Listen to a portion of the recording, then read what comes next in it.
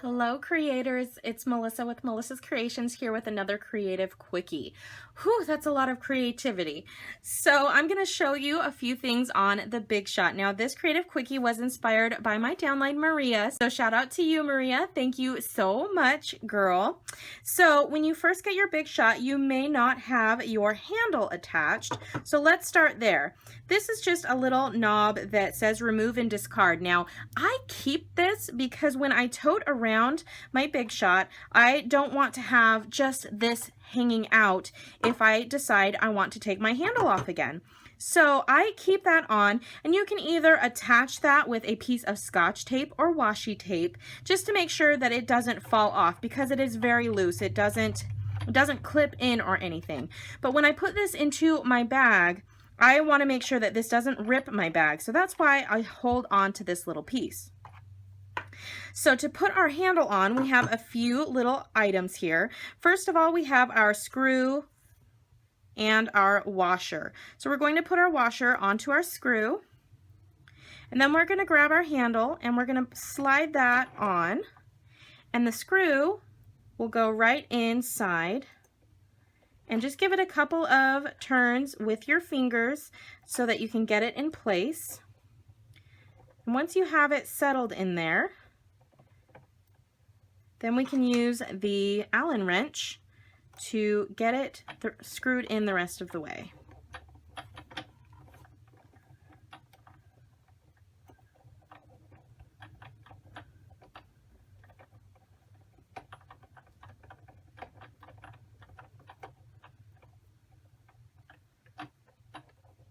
Okay, and once it's nice and tight, you can take this little rubber cap and you can just pop that right in to cover up your screw.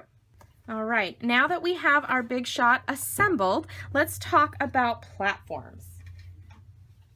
This is the new Big Shot platform that comes with the thin die adapter. This should come with any new Big Shot purchase. This is also available in the catalog if you have the old style. You can upgrade to the new style. So let's start with an embossing folder. To do an embossing folder, all we need is the Big Shot platform. So we'll set that in.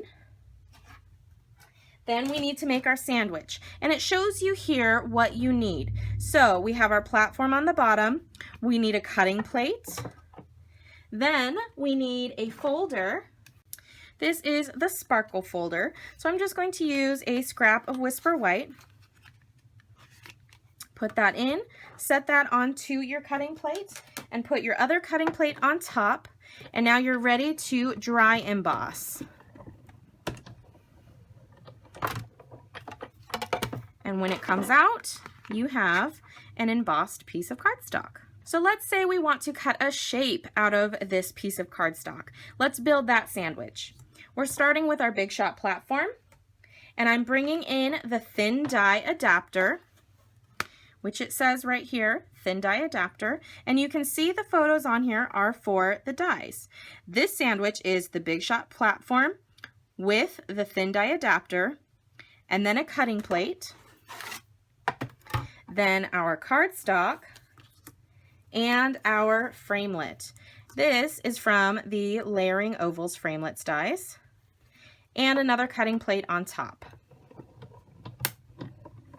When you hear that crackling noise, that's perfectly normal. That is just the machine doing its job. And there we have our cutout. Now you may have noticed that we have a magnetic platform in the catalog. These are perfect to help you get your framelits and edgelets lined up exactly where you want them to go. So our sandwich for that would be the magnetic platform, a cutting pad, our cutout piece or cardstock, and another framelit or thinlit. Now as you can see, this is magnetized, so it really doesn't move much once you get it in place. That will allow you to make sure you get it exactly where you want it, and it will help to make sure it doesn't move when you are putting your other cutting plate on top or when you're running it through.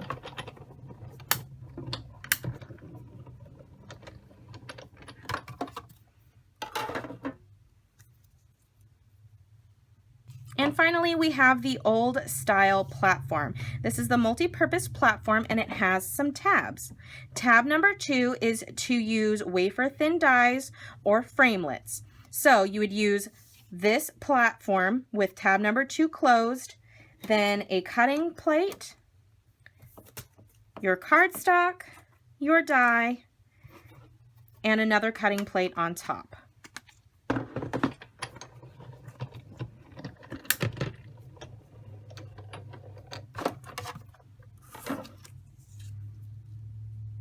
Tab number 1 is to use with the Sizzix Inkets, textures, decorative strips, and the textured impressions embossing folders. Now Stampin' Up! Doesn't really carry these so much. We used to have some of these little embosslets, but we don't carry those anymore. So this tab would be used with the textured impressions embossing folder. So we're going to run that through, and this is tab number 2. We don't want that one on top. We want it off to the side. So I'm pulling that through. I'm going to use a cutting plate, and I'm putting my cardstock in my embossing folder, and then we will put another cutting plate on top, and now we can run that through.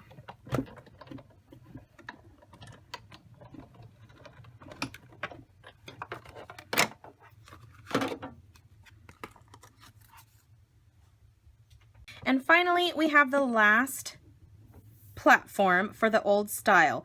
Now, if you're using an embossing folder and you only want to do the front portion of a card front, then you can do that with no tabs. So we have 2 and 1. We're going to lift those up and just use this. So we're going to scooch this in, put one cutting plate down. Here I have my card base, and I just want the front embossed. So I'm going to wrap that around so that the front of my card is sandwiched in between my embossing folder. Set that on, put your next cutting plate on top, and now we can run that through as well.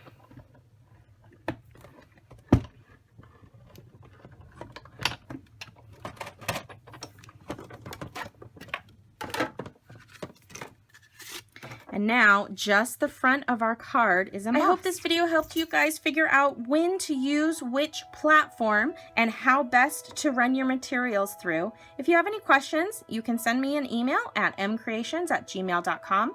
You can also visit my website, mkre8tions.com, and visit me on Facebook at facebook.com/mkre8tions. Thank you so much for joining me today for this Kre8tiv Quickie. Those are always posted on Mondays. I have Melissa's Creations live on Wednesdays, and on Fridays I do tutorials. Thank you so much for joining me, guys. Have a good day.